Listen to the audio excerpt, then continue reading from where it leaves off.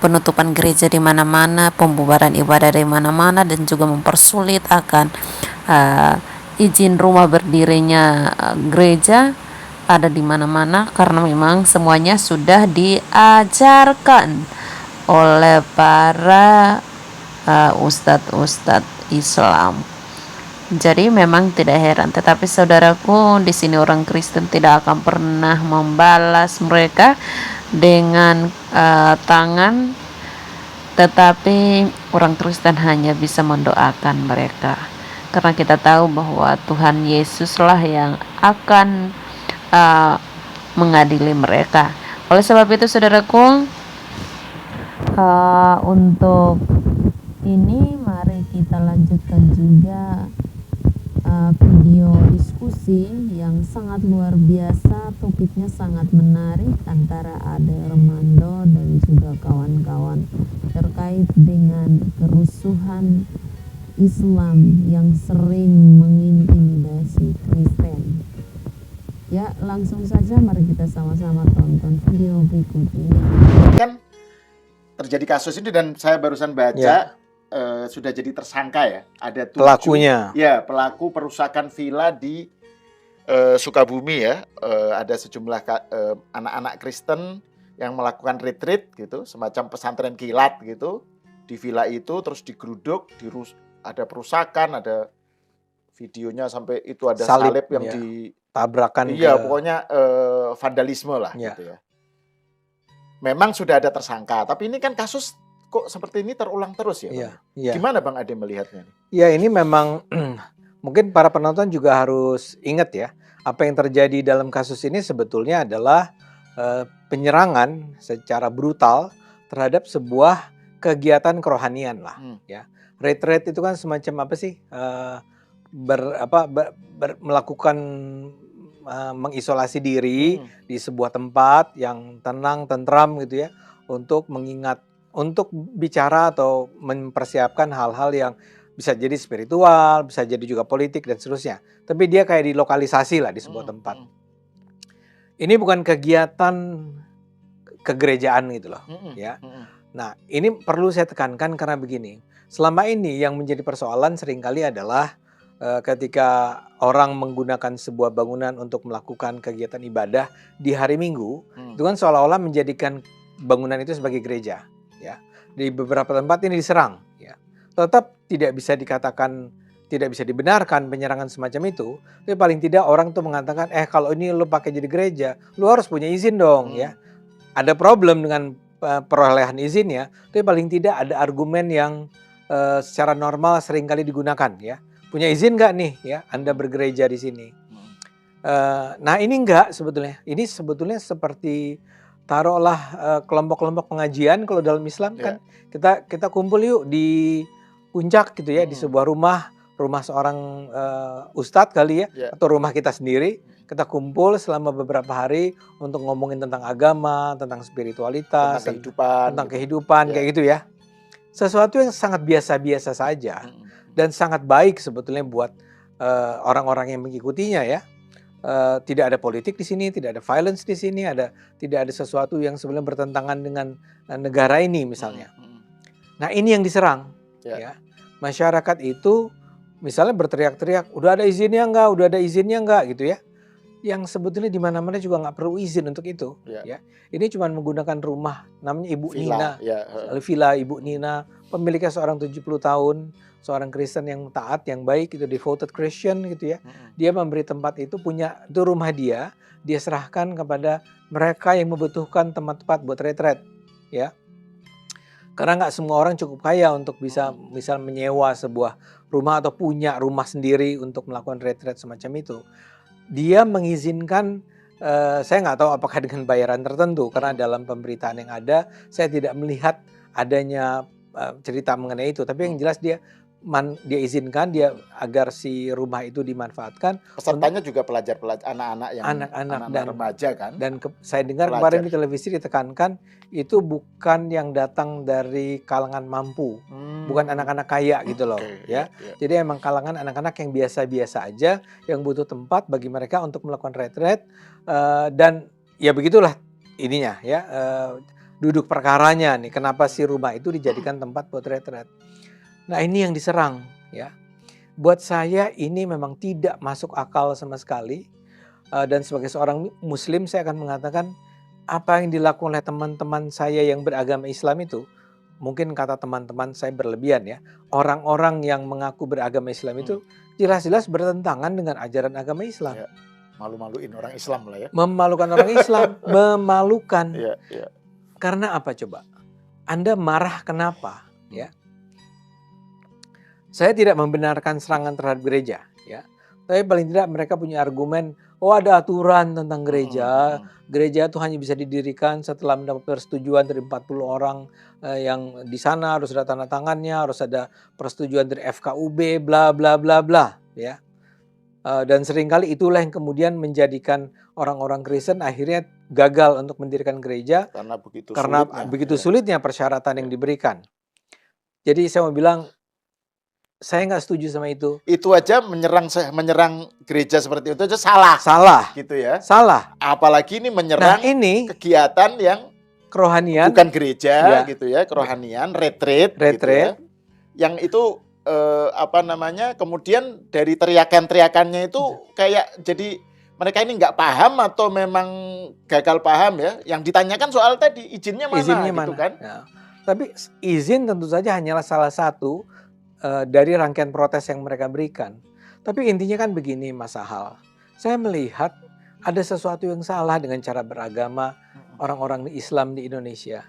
Maksud saya begini.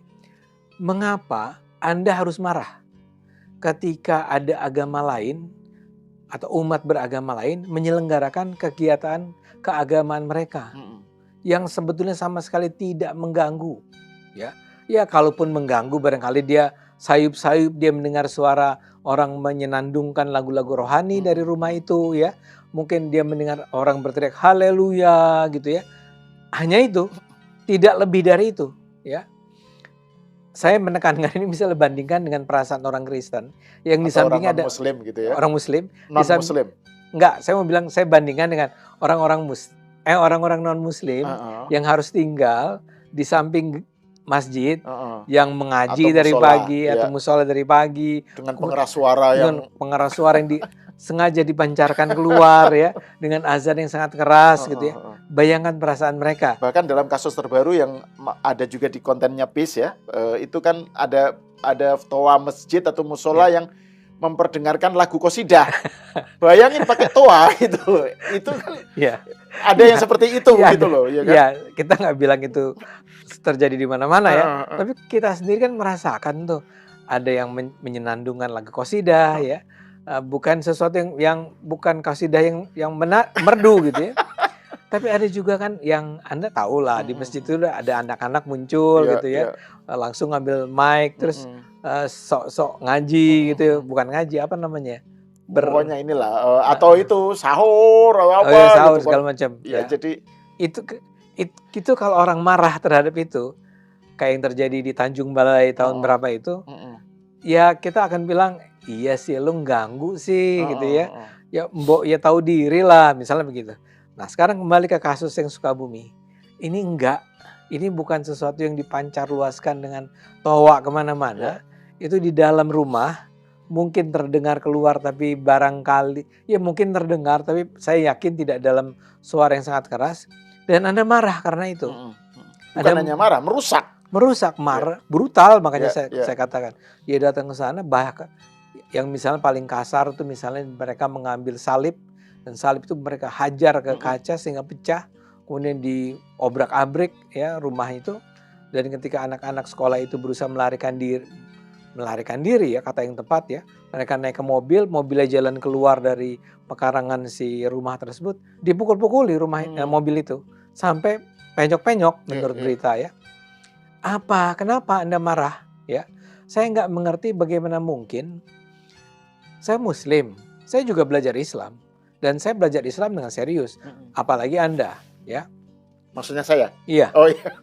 Ya Anda udah pasti ngelotok lah ya. Iya. Anda hafal Quran nggak? Enggak sih. Cuma saya bisa baca kitab kuning. Iya. NU ya. Iya. Nah, kitab klasik, kitab Arab klasik gitu. Kita kan nggak pernah kali ya diajarkan atau ditunjukkan sebuah ayat gitu ya. Mm-mm. Ada ayat perang, tentu saja ada. Ayat perang itu memang mengajak kita orang Islam untuk berperang melawan kaum kafir misalnya. Mm-mm. Tapi kalau Anda pelajari keseluruhan Al-Quran dan kehidupan Nabi dan seterusnya, kita akan menemukan fakta bahwa Islam memang tidak mengajarkan kekerasan hanya karena ada orang lain sedang beribadah Mm-mm. di dekat rumah Anda gitu ya. Ya, Anda boleh berperang melawan orang yang memerangi Anda Ya. misalnya, menyerang Anda. Tapi Anda tidak ada ajaran satupun yang mengatakan Anda sebaiknya atau diperintahkan oleh Tuhan untuk menyerang orang lain yang beragama lain yang sedang beribadah di dekat tempat tinggal Anda. Mm-mm. Itu doesn't make sense. Ya. Mereka itu belajar dari siapa? Nah, sekarang saya ingin katakan kaitannya sama ada 7 orang tersangka tadi. Mm-mm. Kita mungkin semua gembira karena ini menjelaskan bahwa menunjukkan bahwa paling tidak aparat penegak hukum kita mulai bekerja nih. Ya. Bukan mulai sih, sudah beberapa kali Ya, sebelum yang ini. kasus kan pernah ada kasus pengeroyokan orang Kristen yang beribadah di Pamulang ya. Pamulang. Itu kan juga Ya. ada tersangkanya itu. Iya, iya. Jadi pelakunya polisi sudah langsung Ya, sudah ada langkah maju lah gitu. dia responsif lah ya. Ya, dibanding sebelum-sebelumnya Bang. Sebelum-sebelumnya. Ini sekarang udah ada kemajuan gitu. Betul. Nah, yang sekarang pun terjadi Ya. kan. Tapi buat saya begini, 7 orang ini adalah juga korban atau pelaku utama juga, atau pelaku utama ya. Saya selalu ingat, saya terpaksa membandingkan dengan apa yang terjadi pada diri saya dulu Mas Sahal. Ketika Anda ingat saya pernah dikeroyok gitu ya. Sekitar kalau nggak salah 8 sampai 10 orang yang melakukannya.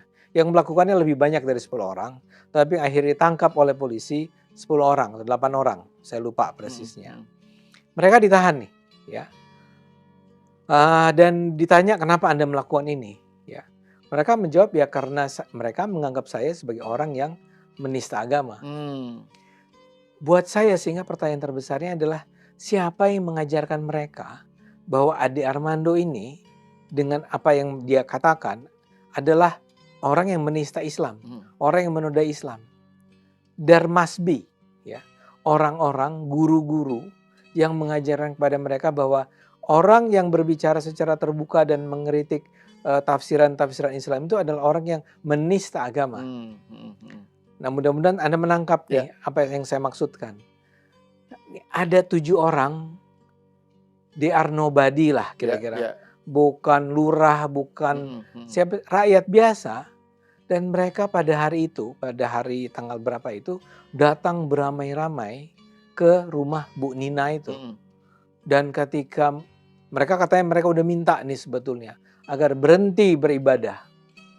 Ya kalau saya diperintahkan begitu juga saya nggak akan mau mengikuti apa yang diminta. Enggak, kita lagi beribadah. Saya sedang berusaha berkomunikasi dengan Tuhan saya. Ya, ini adalah sebuah praktek yang diperintahkan oleh Tuhan saya. Dan Anda datang ke sini dan Anda meminta saya berhenti. Ya enggak lah, gitu kan? Nah, gara-gara itu tapi terjadilah brutalitas seperti yang tadi kita bicarakan. Mereka marah dan mereka menyerang. Dan mereka bilang, udah sehari 2 hari yang lalu lah kita udah minta. Ini jangan dilakukan. Masih juga dilakukan. Dan saya akan jawab, iya iyalah. Kalau Anda pemeluk agama yang taat dan Anda diminta berhenti beribadah, Anda tidak akan mau berhenti beribadah. Tapi mereka melakukannya. Jadi si umat ini tetap melakukannya, tetap beribadah. Yang memprotesnya nggak bisa menahan diri dan kemudian menyerang secara brutal. Pertanyaan saya adalah satu, siapa yang mengajarkan orang-orang ini bahwa adalah hak kita sebagai orang Islam untuk menyerang orang-orang Kristen yang sedang beribadah hanya karena mereka beribadah, tidak untuk alasan lain. Dalam hal itu mereka korban ya, korban ajaran atau korban pengajaran tentang Islam yang keblinger gitu keblinger, ya. Jadi kalau kita ingin memperbaiki keadaan atau berharap ke depan ini tidak akan lagi terulang, ya, kita harus berpikir-pikir tentang apa yang harus kita lakukan nih untuk mengcounter ini. Ya, harus orang-orang Islam harus jujur bahwa memang ada pemuka-pemuka Islam yang secara terus-menerus membangkitkan kemarahan, kecurigaan, kebencian terhadap orang-orang non-Islam. Mm-mm. Dalam hal ini yang paling sering kita dengar terhadap orang-orang Kristen. Kristen Katolik. Ya. Dalam kasus Sukabumi itu misalnya respon MUI kan seperti itu, Bang. Jadi denial ya, bahwa terus Sebenarnya nggak kemudian kayak ya, ada belainnya kan gitu ya, ya. ya. Artinya dia, kalau saya jadi MUI ya, atau mungkin saya sebaiknya tidak menggunakan kata ini ya. Ya.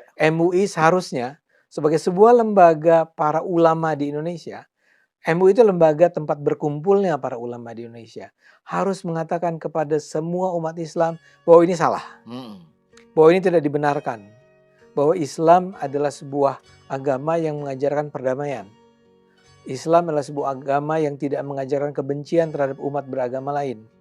Dan para ulama itu harus secara bersama-sama mengatakan, kami para ulama Indonesia mengatakan stop tindak-tindak kekerasan semacam ini, ya. Tadi kita udah sama-sama memuji tentang aparat penegak hukum. Ya, dia menjalankan kewajibannya sebagai aparat penegak hukum. Nah, para ulama harusnya juga menjalankan kewajibannya sebagai ulama, menjadi teladan, menjadi orang-orang yang dengan nggak ada yang perlu ditakutkan ya, dengan berani mengatakan bahwa Islam bukanlah agama kekerasan.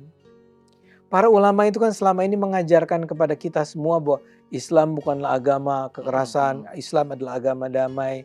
Begitu ini terjadi, mereka nggak ngomong apa-apa. Ya. Mereka cuma menyayangkan, sebaiknya umat menahan diri. Itu loh. Kalau dalam kasus sekretaris MUI Sukabumi itu, dia bilang ini nggak punya izin gereja atau apa. MUI-nya ya? MUI-nya, ya. Ya. Jadi kan artinya dia mengembalikan ke soal seakan-akan ini adalah ilegal, gitu loh. Padahal ini bukan sesuatu yang membutuhkan izin. Ya, betul. Dan ini kan artinya berarti tadi yang harapan Bang Ade bahwa kalangan pemuka pemuka Islam itu harusnya berteriak untuk mengecam, mengutuk kegiatan tindakan barbar semacam ini terhadap agama lain, pemeluk agama lain. Ini jadinya kayak kita tuh harapan yang bisa nggak ya terwujud gitu loh. Mengingat kayak MUI aja begitu. Gitu. Idealnya kan ketua MUI, Muhammadiyah, PBNU sepakat rame-rame untuk mengecam seperti ini supaya masyarakat itu punya pegangan gitu bahwa ini salah gitu.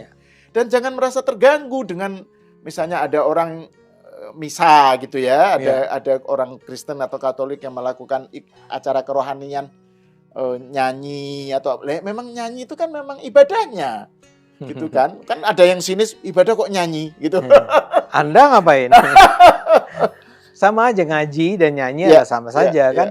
Tapi betul itu kan menimbulkan pertanyaan pada kita. Ini paling tidak kita lihat aparat penegak hukum kita sudah menjalankan kewajibannya. Dan ini adalah sesuatu yang harus dipuji mengingat di masa-masa lalu ini tidak terjadi. Betul. Dan kita berharap saja bahwa ini ke depan nih akan terus-menerus secara konsisten. Aparat penegak hukum, polisi misalnya itu menjalankan praktek serupa. Kita juga harus cukup gembira dengan apa yang dilakukan oleh Kang Deddy Mulyadi ya. Dia bahkan mengeluarkan dana pribadi 100 juta rupiah untuk membantu renovasi ya Jadi merenovasi apa yang sudah dirusak ya. Dan juga Kang KDM kan juga mendukung bahwa aparat keamanan harus menindak secara pelakunya tegas ya. gitu. Betul. Sayangnya Kang Deddy itu terlalu lunak menurut saya. Oh gitu ya? Iya. Harusnya dia juga menyebut itu sebagai tindakan intoleransi. Iya. Karena kita tahu Kang Deddy itu kan juga pejuang toleransi. Betul. Ya kan, sangat memperjuangkan keberagaman, terus anti terhadap radikalisme kan. Iya. Kita ingat bagaimana perseteruannya dengan FPI gitu loh. Iya. Jadi Kang Deddy sih sebenarnya pernyataannya udah bagus, cuma terlalu lunak gitu. Harusnya ada ungkapan mengutuk intoleransi. Gitu. Sebagai gubernur dia punya hak sepenuhnya untuk melakukan itu. Ya kita nggak tahu, tapi barangkali dia sedang pada saat yang sama melakukan rangkaian dialog dengan para pemuka agama di sana. Atau mungkin mencari cara agar yang penting terwujud ke depannya hubungan yang harmonis gitu misalnya. Jadi saya nggak tahu lah. Nah dalam hal ini, karena Anda sudah menyebutnya, saya akan katakan begini. Orang tuh sering salah menyangka, ya. Kalau kita berusaha membangun hubungan harmonis dengan dengan kelompok lain, ya, maka kita harus saling selalu menjaga perasaan orang lain itu, ya. Dan inilah menyebabkan kadang-kadang atau seringkali justru akhirnya kita tidak bersedia untuk mengeluarkan pernyataan-pernyataan yang tegas, ya. Jadi misalnya saja taruhlah MUI itu maksudnya adalah kami nggak maulah ya terlalu mengecam kelompok-kelompok tersebut karena kelompok-kelompok tersebut adalah kelompok-kelompok Islam dan di atas mereka ada ulama-ulama yang menjadi panutan mereka dan kami khawatir ulama-ulama tersebut nantinya akan tersinggung dengan pernyataan MUI dan jadinya malah tidak akan mendukung MUI di masa depan, ya. Itu salah. Kecuali Anda memang bersedia secara terus-menerus pada saat yang sama melakukan upaya untuk komunikasi terus-menerus dengan mereka agar mereka memang berubah. Oke. Ya, jadi nggak usah ngomong keras di depan publik, ngomong kerasnya pas ketemu langsung aja. Ya. Tapi kalau itu nggak dilakukan, dan yang dilakukan hanyalah semacam terus-menerus pemakluman, ya, pemakluman justifikasi bahkan pemakluman lah yang paling baik ya. Itu nggak akan membantu apa-apa. Orang-orang yang punya orientasi, punya kecenderungan untuk melakukan tindakan-tindakan kekerasan, itu harus dihadapi dengan sikap yang keras pula. Bukan berarti saling memaki ya. Tapi orang tuh harus bilang bahwa Anda tuh salah. Anda tidak boleh melakukan itu. Anda tidak boleh menyerang orang-orang yang sedang retret. Anda tidak boleh menyerang orang-orang yang sedang beribadah di gereja. Anda tidak boleh bahkan melarang pembangunan rumah gereja, membangun rumah ibadah. Anda salah. Dan kalau Anda melakukan itu terus, Anda tuh anti-Islam sebenarnya. Misalnya begitu, ya. Tapi itu harus keluar dari orang yang punya otoritas. Ya. Saya punya pendapat semacam itu. Cuman kalau saya ngomong, saya akan dikatakan bahwa lo ngaji aja nggak bisa, gitu kan. Jadi ad hominem gitu ad hominem ya. Serangnya jadi ad hominem. Dianggapnya ya. Ya. Tapi kan harus ada yang bilang begitu. Ingatlah kita bahwa kita pernah punya orang sekeras seperti Rizik Syihab. Atau beberapa ulama lain yang saya bisa sebut namanya. Tapi kita sebut satu orang ini sajalah ya. Bertahun-tahun dia terus-menerus melakukan praktek-praktek penyebaran kebencian, kemarahan gitu ya, permusuhan, dan tidak ada yang menstopnya. Tidak ada yang bilang you are wrong guy gitu ya. Anda nggak bisa ngajarin agama dengan cara semacam itu. Dan Anda harus berubah kalau Anda tetap mau di Indonesia. Akhirnya apa yang terjadi? Ya mereka berkembang terus. FPI berkembang terus. Dan akhirnya ketika Pak Jokowi memutuskan untuk ya orang kayak gini harus kita lawan gitu ya. Dan akhirnya FPI-nya dibubarkan.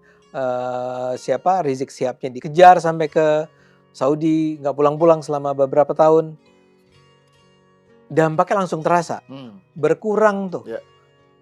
Aura-aura kebencian, aura-aura kemarahan. Tapi itu tetap dibiarkan sebetulnya. Jadi si Pak Jokowi itu seperti si para polisi yang mentersangkakan 7 orang ini.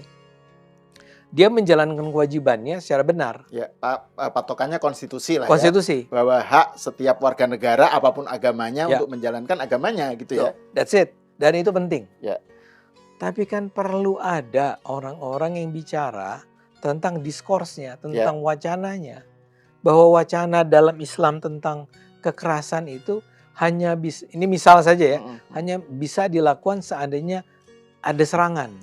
Seandainya kita berhadapan dengan kekuatan seperti Benjamin Netanyahu gitu loh. Kalau itu yang terjadi, udah wajar kita harus melakukan perlawanan. Kalau dalam Quran itu ini Bang, ada 2 kriteria.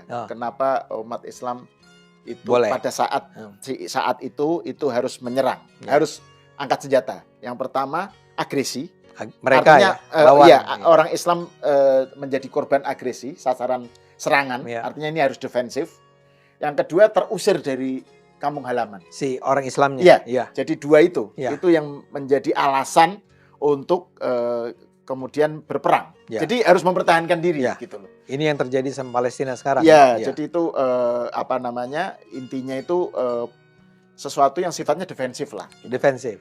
Nah, kalau begitu saya gunakan 2 itu saja kan.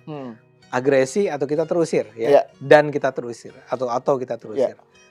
Apa salahnya orang-orang Kristen melakukan retret di tanah yang mereka miliki sendiri, ya, terhadap kesalahan mereka itu apa dan apa ancaman yang ada terhadap diri orang-orang Islam. Apakah orang bernyanyi-nyanyi, bersenandung, berdoa gitu ya, adalah sebuah tindak agresif dari mereka terhadap Islam? Apakah ini akan menggerus orang Islam, mematikan atau bahkan ya mungkin mengurangi keimanan orang-orang Islam? Nggak ada sama sekali. Apakah mereka mengusir orang-orang Islam yang ada di sana di Sukabumi? Nggak ada sama sekali. Mereka sedang beribadah, ya. Sebagaimana kita barangkali beribadah, taruhlah kalau Anda rajin sholat, Anda bertarawih, atau misalnya ada rumah dipakai untuk tahlilan, tahlilan, untuk pengajian, apa itu kan biasa banget. Biasa banget. Di kalangan orang Islam kan biasa banget dan nggak ada orang Kristen yang merasa terganggu atau dan nggak apa. akan ada yang nanya, ada izinnya nggak ini? Boro-boro izin gitu ya. Musola aja nggak punya izin gitu ya. Nah ya, ini sekarang si para ulama kita itu memilih bungkam. Tidak mengatakan kepada publik bahwa itu salah loh, ya. Saya tahu kalian semua mencintai agama kalian, tapi kita juga harus menghormati agama lain. Kita bahkan mencintai agama lain. Ya. Ini sebetulnya kan ajarannya kan sama aja. Itu narasi yang harusnya dikembangkan atau disebarkan oleh kalangan pemuka Islam ya Bang ya. Dan yang paling utama MUI dong. MUI ya. Betul. MUI kenapa nggak mau mengatakan itu? Itu yang saya nggak habis pikir. MUI takut sama siapa? Apakah MUI takut umat akan meninggalkan MUI? Ya enggak loh. Saya bahkan akan kembali mencintai MUI kalau MUI begitu, ya. Dan saya rasa banyak orang di kelas menengah kota yang akan mulai respect terhadap MUI. MUI itu harus sadar bahwa mereka itu bagi kalangan tertentu, bagi kalangan menengah ke atas yang relatif lebih educated, pendidikannya lebih terbuka, lebih punya lebih kosmopolit, lah macam-macam gitu ya. Itu menjadi bahan tertawaan. Ya karena marah-marahnya cuma untuk urusan halal, label halal gitu ya. Yang hal-hal yang sifatnya itu kemudian orang punya spekulasi macam-macam lah. Bisa spekulasi macam-macam. Ekonomi, penentuan ini hilal ya untuk Idul Fitri terutama ya. Itu MUI-nya ngomongin yang kayak begituan. Ada hal-hal jauh lebih penting dalam hal ini adalah misalnya hubungan antar umat beragama dan kalian bungkam. Bagaimana mungkin itu terjadi? Ya. Bagaimana dan juga ini Bang, Menteri Agama kita ini harusnya ngomong dong gitu ya. Betul. Prof. Nasaruddin Umar ini harusnya ngomong untuk mengutuk kejadian ini. Betul, gitu. Karena kan Pak Nasar kan kita tahu juga sangat gencar mempromosikan toleransi, mutual understanding antar pemeluk agama apa. Tapi saya belum mendengar tuh suaranya tuh untuk mengecam gitu. Iya. Sampai saat ini ya. Harusnya hari pertama itu sudah keluar pernyataan dari dia kan. Jadi itu betul Pak Nasar ini kita kenal sebagai seorang yang sangat pluralis, sangat terbuka cara berpikirnya. Ya masa ada kasus saya nggak bilang ini extraordinary gitu ya. Sesuatu yang luar biasa besar. Tapi barangkali ini antara lain sekarang dimungkinkan karena adanya medsos kan. Tapi ini kan sangat besar karena biasanya yang diserang tuh adalah gereja tadi ya. Misalnya. Sekarang orang lagi retret. Cuman orang lagi beribadah. Disuruh stop. Dan itu yang terkena itu korbannya itu anak-anak. Anak-anak. Gitu jadi itu ada double problem di situ gitu. Problemnya berlipat-lipat lah. Iya, layer masalahnya layernya jadi banyak ya. Dan ini menjadi contoh buat orang-orang Sukabumi. Padahal kita sedang berharap tadinya Pak Deddy Mulyadi ini sebagai seorang gubernur di Jawa Barat akan menjalani proses yang kayak transformasi lah, menjadi lebih baik, lebih beragam, lebih menghargai perbedaan. Tapi kasus ini betul-betul seperti mencoret muka Jawa Barat, mencoret muka Kang Deddy sendiri ya. Dan mudah-mudahan orang-orang pemuka-pemuka Islam yang bergabung dalam Majelis Ulama juga merasa bahwa ini mencoret Islam. Ya, mencoreng. Iya. Kecoret juga nggak apa-apa. Iya, nggak apa-apa sih. Nggak apa-apa.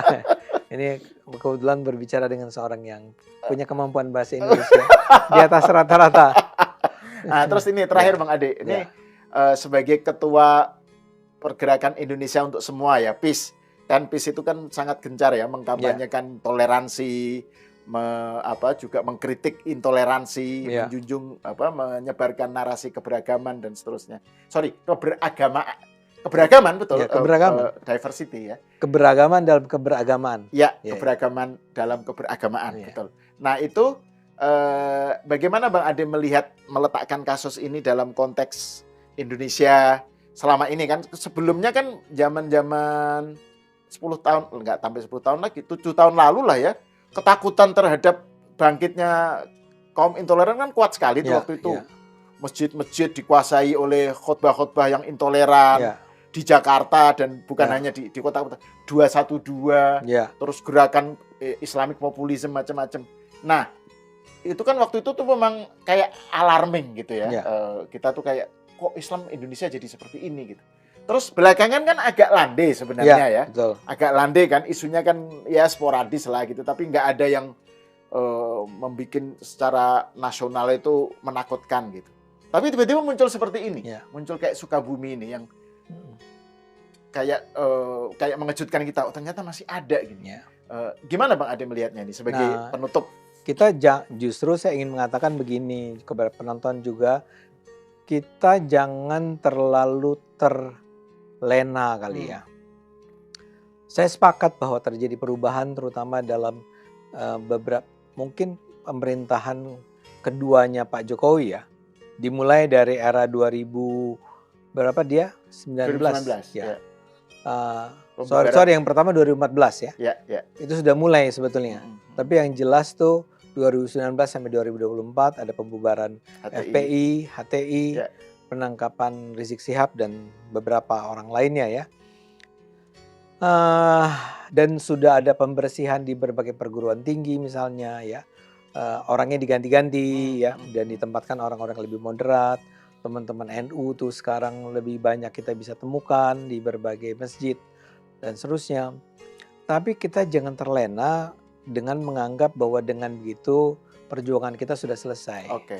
Karena begini, yang terjadi terutama sejak tahun 2000, mungkin 2007, 2004 terus ya. Jadi saya menyebut eranya Pak SBY. Pak SBY ini kan orang yang baik hati ya. Ya. Dia tidak ingin tadi itu berseteru dengan kelompok-kelompok Islam yang bergaris keras tadi. Slogannya waktu itu Zero Enemy. Zero enemy ya. Akibatnya yang terjadi adalah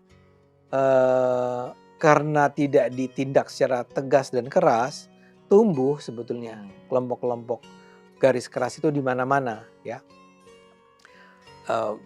Ada di sekolah, ada di kampus, pemilihan ketua BEM ya, di berbagai BUMN, di berbagai perusahaan swasta, di masjid-masjid, di kantor-kantor. Kampanye Hizbut Tahrir di Istora. Iya, kan itu kan lebih besar sekali dan disiarkan oleh TVRI ya.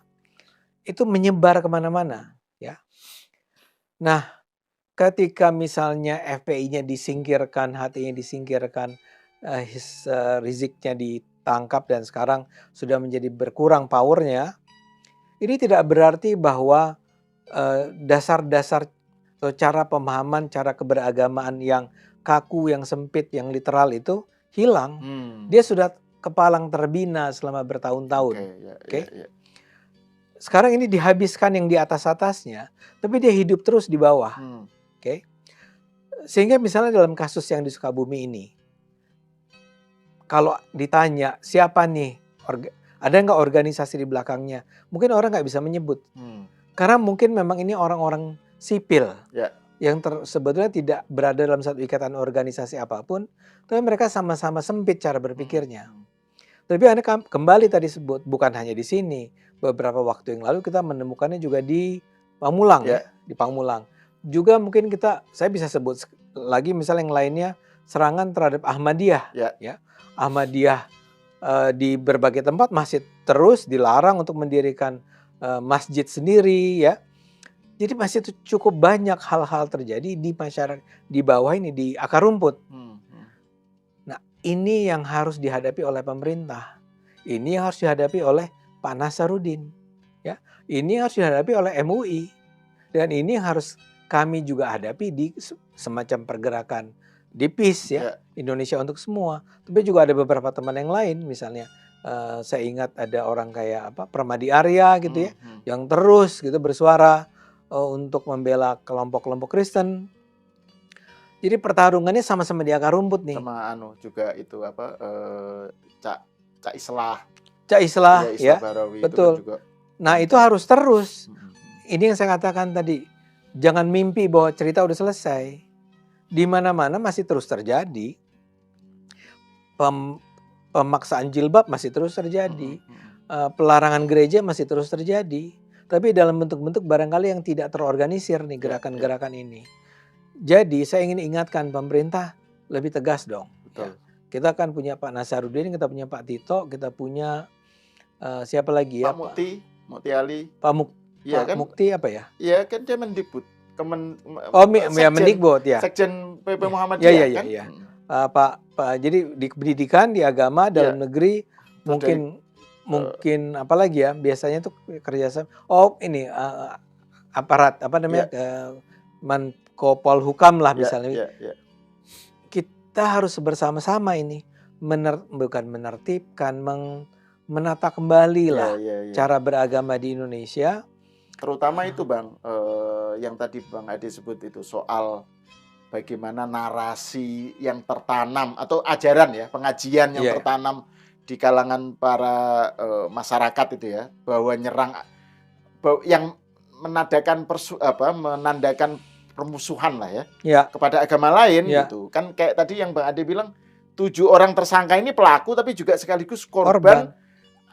Pengajaran keislaman yang salah. Persis.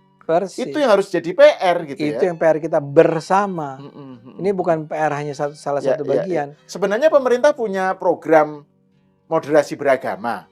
Cuma itu jadinya kayak kurang efektif gitu kesannya gitu. Kayak jadi formal saja gitu. Kayak dulu penataran P4 gitu akhirnya. Oh gitu ya. Kesan saya begitu karena tidak langsung menangani isu-isu utamanya gitu. Jadi terlalu formal, ada di birokrasi di mana gitu. Satu lagi tapi Anda harus ingat.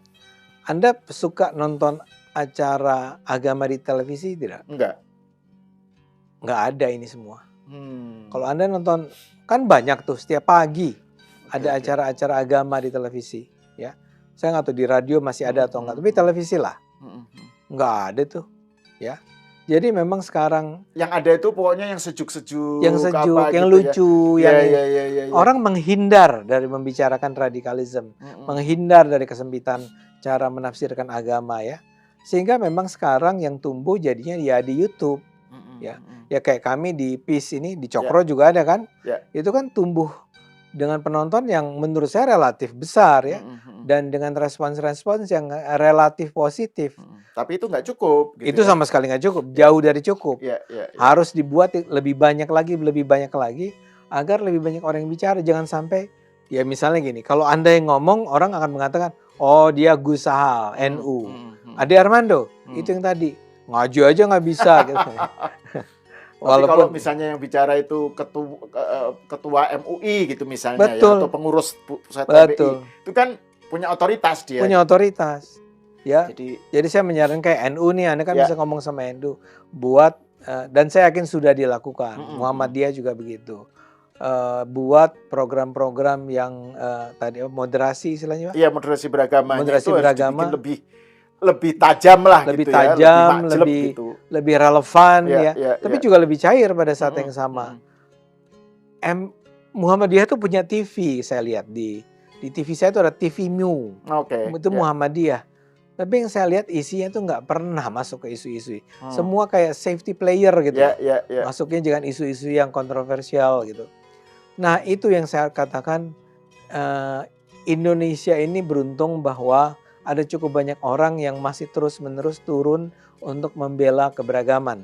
Ya, itu berisiko loh Mas Sahal. Melakukan itu tidak mudah. Ya, bukan hanya tidak mudah dalam arti tidak mudah membuat orang berpikir secara moderat gitu ya. Tidak mudah membuat orang berpikir secara terbuka. Tapi juga tidak mudah bagi Anda untuk melakukannya karena selalu ada ancaman.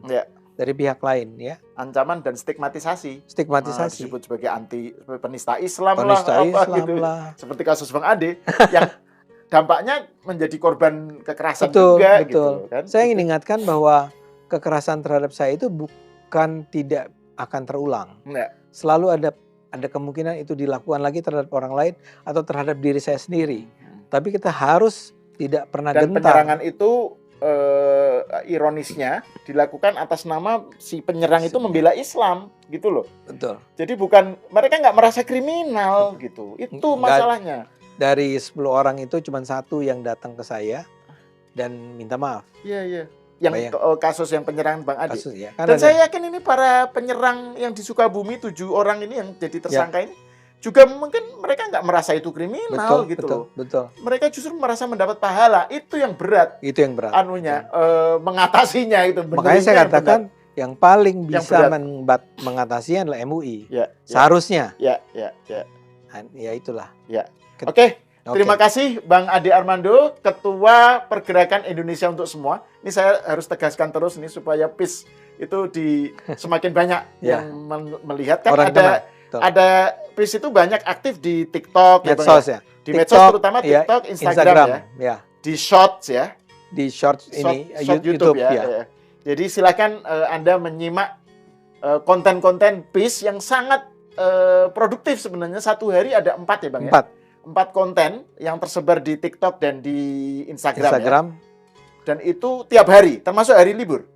Sabtu Minggu menjadi cuma 2. Oke, tapi kan tetap ada. Tetap gitu ada. Kan. Bayangin tuh sudah 3 tahun, 4 tahun ini kan itu berapa konten yang dihasilkan oleh PIS. Jadi terima kasih.